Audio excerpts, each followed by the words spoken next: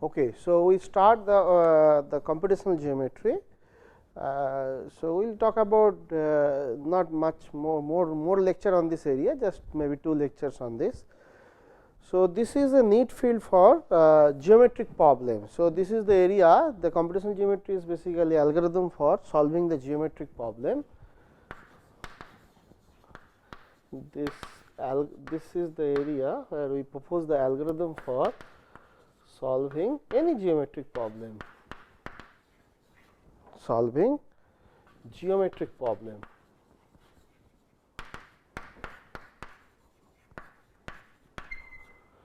Okay, so any geometric problem, if we want to solve, then if we have to propose some algorithm for that is comes under this area, which is called computational geometry.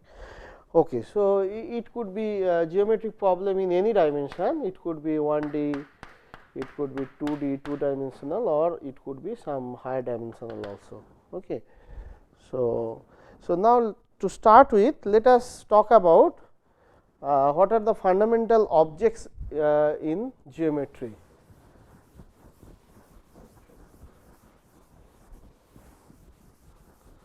So what are the objects, fundamental objects in geometry? So a point. So point means it could be any dimensional point. Here if this point is on 2D plane, but it could be in any higher dimensional point. It could be 3D, then we have 3 component, 3 dimension x, y, z.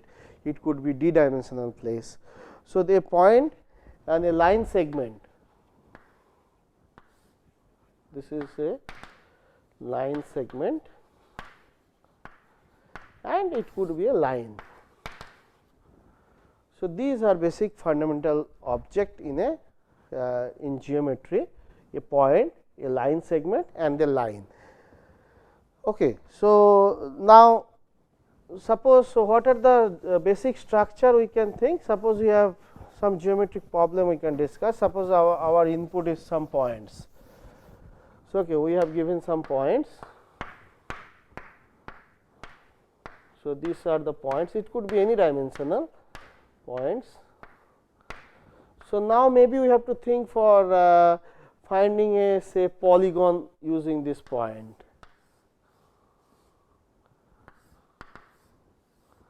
Okay, this is the smallest intersection which is covering all the points. So this is basically polygon.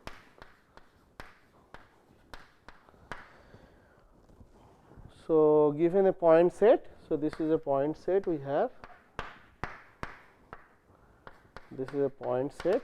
Given a point set, maybe one structure, maybe we need to find out the smallest region covering all the points. So this is basically polygon. Or maybe we have to have a triangulation problem, like we have these points.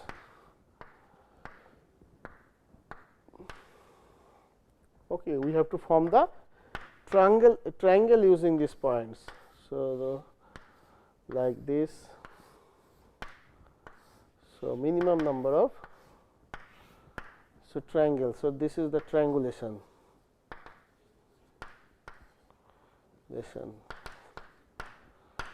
Okay, or maybe we have to find, given a points, we have to find the, say, convex hull. So this is the convex hull. So this is a closed region in which if we take any 2 points, then the line should be inside the region. So this is called convex hull. So these are some geometric structure. So these are some problems. We have given the points, we need to construct this. Okay. So there are other structures are also available. So basically we are, if we have interest, you can see this book. This is Mark book. So this book contained few more algebra, few more structure on this. So this is the book for this today's lecture. We will follow these books, and tomorrow's lecture, the other next lecture will follow our textbook. Okay. So let us start with the problem which is called orthogonal range search. So this book contains some more applications on geometric problem. So, this is a very good book on computational geometry. So, if you have interest, you can go through the details on this book. So, our today's problem is orthogonal range search. Orthogonal range searching.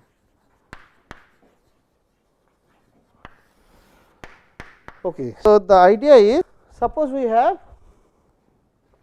n points. So, we have given n points, input is n points, it could be any dimension, say d dimension. Okay. And we have given a range, orthogonal range. Okay. So, the query is, so if it is a 2-dimensional point, so suppose we have some 2D points is given. So, there we have 2-dimensional plane, x axis, y axis. Okay, so, we have some 2D points and we have some range. So, we have some box, so parallel to the axis. So, this is parallel to the axis. So, this is also given. So, suppose this is also given. So, we have given a range means the rectangle here in 2D, and in 3D it will be like this. So, it will be like this. So, we have a box like this. So, this is x, y, z axis. So, basically we have given a box parallel to the range, parallel to the axis, and it could be higher dimension also. And we have to, our query is 3 types of query we can do. Is there any point in this range? This is the first query. If the answer is yes, then how many are they? This is the second query. Then tell us the points, give the points. If there are k many, we want k points which are in the range. So, these are the 3 types of query one can make.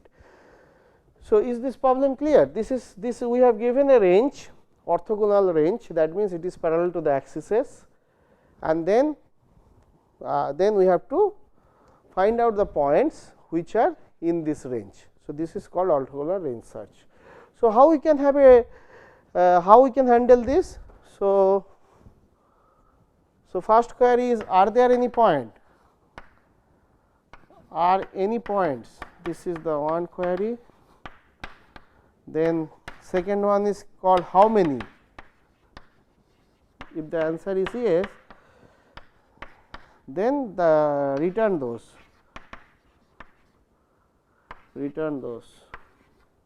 like this. Okay. So, now how we can handle this problem?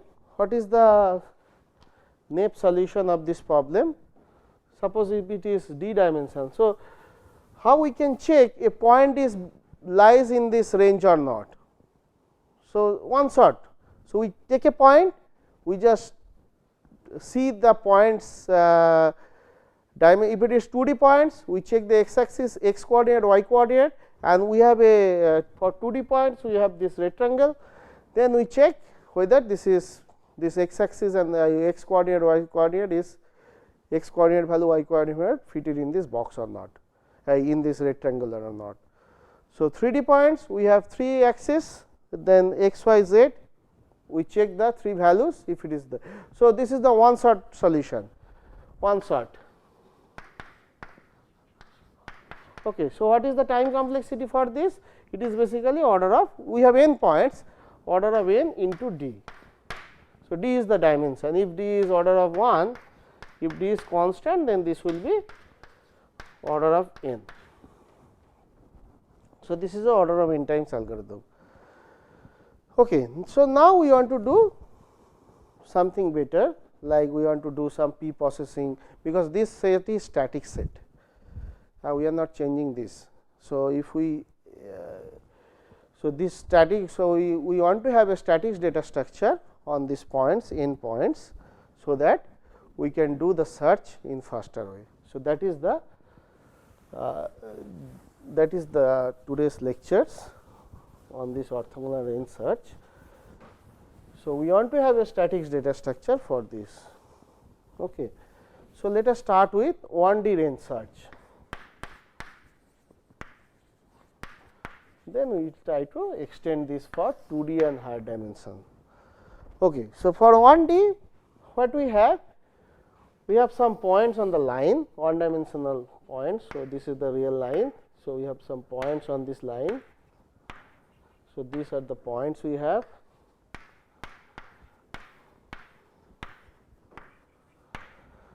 Okay. And on these points, so this is a set, n points are there, and this set is, say, suppose static set, n points are there. Now, suppose we have a interval. So, that is the range. This is a range search, 1D range search. We have an interval, say x1 to x2, and now we want to find the points lies between here. Okay. So, that is the problem. So, how we can do that? Can you use the technique which we know, the interval tree? We learned this interval tree in the last, I think last lecture. Yes. So, can you use that interval tree idea, that is the augmentation of the data structure? Can you use that idea? How we can think of interval tree search, like how we can think these points as an interval? Then we have given an interval x1, x2, then we can see how many intervals are overlapping with this, that is the idea. So, how a point can be represented at an interval. So, suppose this is x. So, x will be treated as x comma x. So, this is basically interval. So, basically problem is interval search, interval tree. So, if we can form an interval tree, then it will be this problem will be solved, and this will take how many times? So, if there are k answers, then it will take order of k log n to get the all the points, k points. But this idea cannot be extended for 2D, that is the problem. So, we want to extend this for higher dimensional, this cannot be extended for 2D. So, can you think other technique where we can do some p processing and then the query will be much more faster? So, what if we sort this point? If we just sort this point, then just we sort this point and store it into an array. So, this is the second idea. So, first idea is the interval tree, and the second idea is the sorting. So, what if we sort the points, because this point is static points. So, we can easily sort the points and we can store into a and put into a array, into an array. Okay. So, we have some points, sorted points. Okay. So, these are the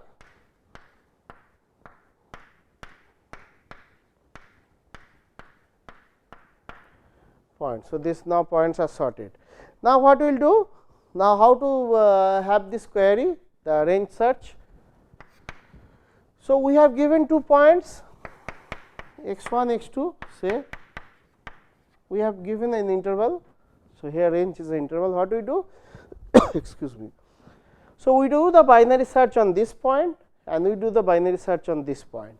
Then we got the position, and then all the intermediate points are basically our output. So, this is the idea. So, that will be basically, but the sorting will take order of n log n, but each binary search will take log n time. So, it will be basically, I mean 2 times binary search we are doing, but we are checking this point. So, it is basically k plus log n, because log n is the time for binary search. This is okay, but the problem is this idea cannot be extended for 2D, because for 2D we have x axis, y axis. So, based on which axis we will sort. So, that is the problem. Okay. So, this is cannot be extended for 2D. So, now we will think about some tree structure, whether we can have a tree we can have a static data structure which is basically balanced tree, then we can try to solve this query. So, that is called 1D range search tree. So, this is the third solution, 1D range search tree. So, this is a static data structure. So, we have given n points, how we can form this tree. So, the idea is we put all the points instead of, so in the tree what we do, we distribute all the points over the nodes, starting from the roots to the leaf. Now, here what we are doing, instead of that we are putting all the points in the leaf at the leaf level, then we form the tree. That is the idea. So, how to do that? Let us have a picture. So, suppose these are our points 1, 6, some arbitrary points, 12, 14, 17,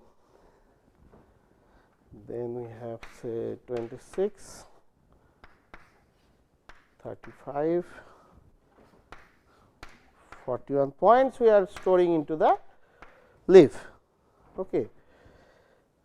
Then we are try to form the tree, and this tree we want to be balanced, and this tree we want to be a balanced search tree. So, now we want to put this, we want to have this, then we want to merge this, then we want to merge these two. Similar way we will do like this, we want to merge these two, we want to merge these two, then merge this, we want to merge these two, merge this, and then we want to merge this,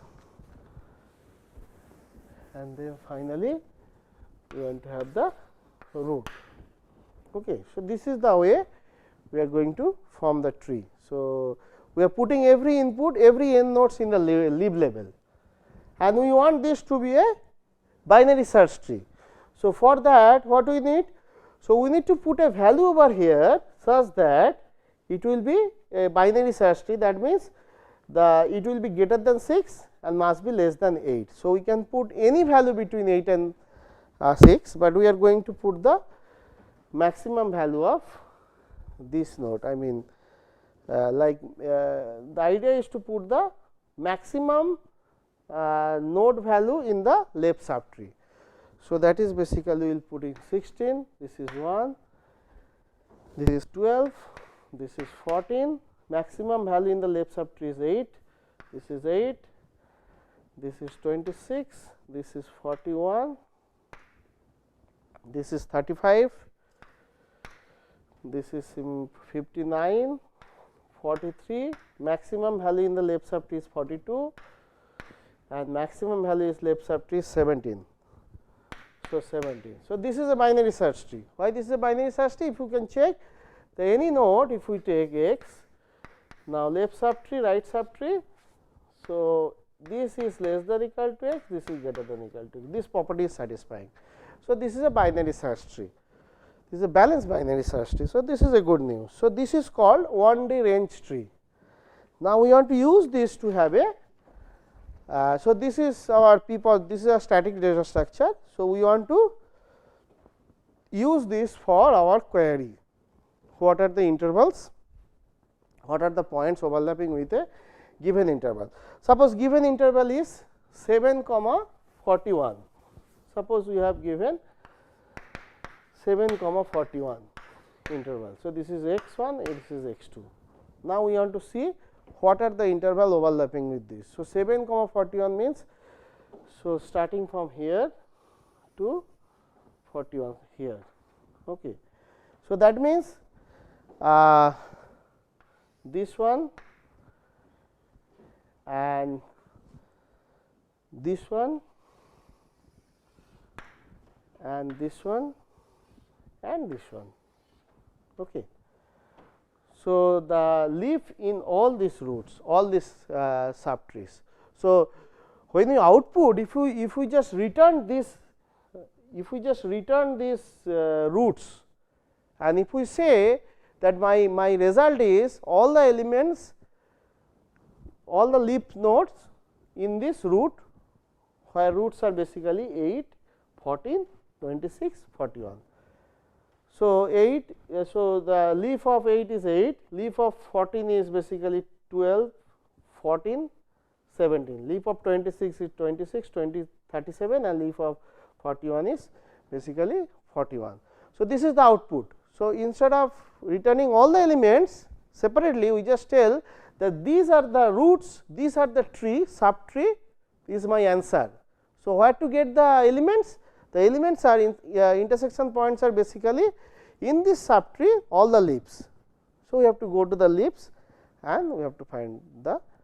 So, how many such subtree will be occurring? So, is this clear? So, basically we are looking for the subtree which we can output, and we can tell our answer is, our basically points are leaves in this subtree. So, instead of returning all the leaves, we just output the subtrees, and then we go to the leaves of these subtrees to get our points which are intersecting with that intervals. That is the idea.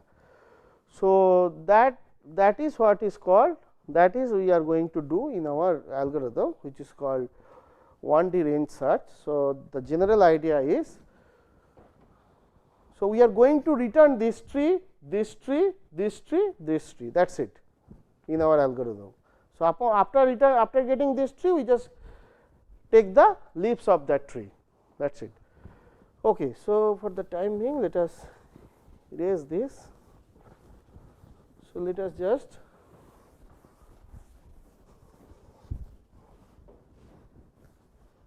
this is the 1D, this is the general 1D range query. So, we have given an interval x1, x2. So, the idea is we start with the root, this is the root, and then so we may find out there is nothing interesting in left. So, we may have to go right, nobody is there interesting in left. So, we go to the right, and then from here we see there is nothing interesting in the left. So, then we go for the right. So, like this we continue. So, we see nothing interesting here, like this we continue until we reach to a node where we found something is interesting in left and something is interesting in the right. That means, there are some nodes which are in the left subtree which are relevant, and there are some nodes which are right subtree which are also relevant. That means, which are in the range. So, that node is called split node. So, this is called split node. Split node means we have, so this is a subtree, this is another subtree. So, that means both the subtree has some nodes of our interest. That means, both the subtree have some nodes which is in the range x1, x2. So, now we have to travel both the way. Now, we start with, this is the left way. So, we start with here, say. So, we go to the left. So, now again say we go to the, again say we see there is nothing interesting in the left subtree, we go to the right. Now, suppose again we go to the left, that means everything is interesting over here. If we are going to the left, that means all the subtree, this is interesting. So, then again from here, suppose we go left, and suppose here we go right, then all the here will be interesting like this. Okay. So, these are the subtree which are interesting. Similarly, we have to go like this. So, suppose if we go right from here, then all the subtree will be interesting here. So, like this. So, if we again go left, then if we go right, then all the subtree will be here interesting, like this we continue. Okay. So, basically our answer is this subtree. We are going to return this subtree as the answer. So, once we return this subtree, then we go to the individual subtree and we get the leaf nodes, and that is our in the range. So, this is the general idea of range query, and how many subtrees will be there? Basically, how many? So, if there are k nodes which are overlapping with this, so there will be there will be basically log k subtree or log n, log k or log n.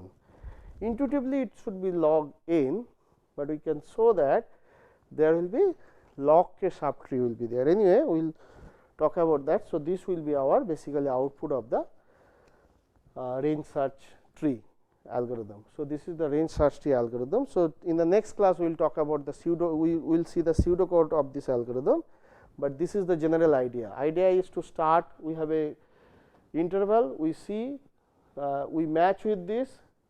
So, if nobody is interested in the left, right, then we go to the left.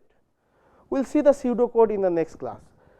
Then from here, if we see nobody is interested in the right, we go to the left, we go to the right. Then this way we reach to a point where we will see every there is some nodes which are in the range, and there is some node in the right which are in the range. So, that means this is the node called split node. So, that means there is something interesting in the left part, there is something interesting in the right part. So, then we continue like this. So, we will talk about we will discuss the pseudocode in the next class. Thank you.